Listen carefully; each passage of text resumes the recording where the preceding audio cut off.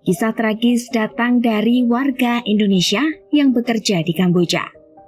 Ihwan Sahab, seorang pemuda asal Bekasi, Jawa Barat, harus meregang nyawa setelah menjadi korban kekejaman sindikat penipuan cyber di Kamboja. Ihwan yang bekerja di perusahaan scamming atau kejahatan penipuan cyber ini diduga tewas disiksa oleh sesama pekerja karena tidak mencapai target.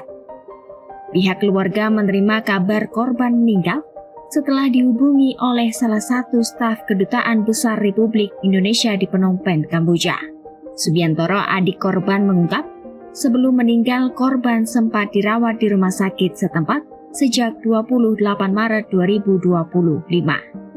Selama perawatan, korban beberapa kali melakukan panggilan video dengan sang adik.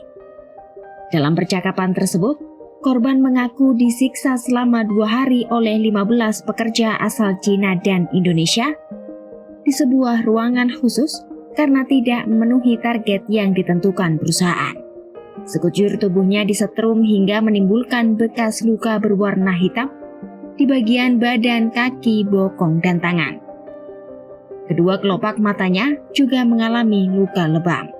Selain itu, kepala Ihwan turut menjadi sasaran penyiksaan hingga mengalami pendarahan otak karena dihantam benda tumpul oleh para pelaku. Tak kuat menahan siksaan, korban pun pingsan. Terus dia bilang, gua nggak omset, gua nggak dapet target.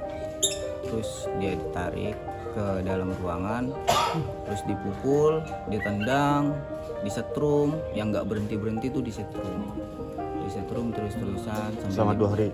Selama 2 hari itu. Iya, dipukul, ditendang, dia tuh cerita seperti itu. Sama siapa sih bilang? Sama bosnya. Para pelaku kemudian membuang korban ke jalan raya tanpa mengenakan sehelai pakaian. Polisi setempat pun menemukan korban dalam keadaan sekarat, kemudian dievakuasi ke rumah sakit.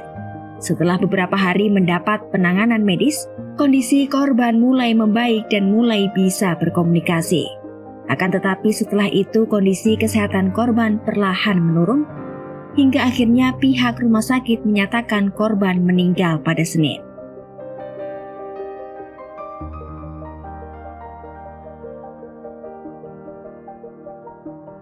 Korban berangkat ke Kamboja bersama rekan-rekannya pada Februari 2024. Di Kamboja, Ihwan dijanjikan dipekerjakan sebagai admin situs perusahaan judi online dengan upah fantastis yakni 30 hingga 40 juta rupiah per bulan. Tergiur dengan tawaran tersebut, korban lantas meminta restu kedua orang tuanya dengan dalih dimutasi oleh perusahaan lamanya ke Kamboja. Setibanya di Kamboja, korban ternyata tidak dipekerjakan sebagai admin situs judol, melainkan sebagai scamming atau penipuan dengan sasaran warga Indonesia.